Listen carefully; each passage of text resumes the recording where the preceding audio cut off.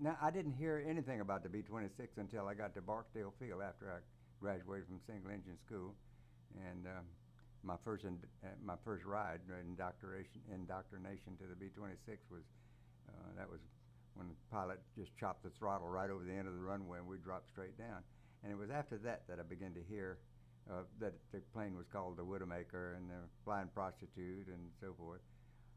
And it didn't really scare me, but it sure put me in awe of the plane. I mean, I had some anticipation every time we'd get in the plane to take off. I was always aware of the fact that a number of them had crashed on takeoff and on landings.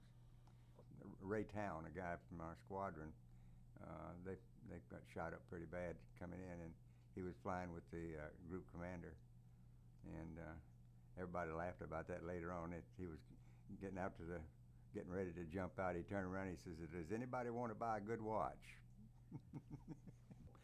Well, I was making a three-legged cross country out of the basic. I'm trying to remember the name of the field. Strother Field in Winfield, Kansas. And I'd gone down just over the Arkansas state line and turned around and went on the second leg. And just turning off of the second leg onto the third, getting ready to head back to base. And I noticed that the fuel in that tank that I'd been using was down pretty low, so I switched over to the other tank.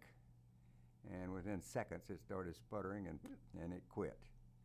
Of course, then I worked on there's a thing called a wobble pump, and it was actually a pump to try to get gas going again into the engine, and I couldn't get it to start again. So all I could do was look around, and I spotted a pasture, a farmer's pasture, and I figured I could make that, and I did. I just came in not more than 10 feet over the fence and landed in the pasture, but there were a bunch of rocks in there, and along the way, just before it stopped, a tire apparently struck a sharp rock, and the tire blew out.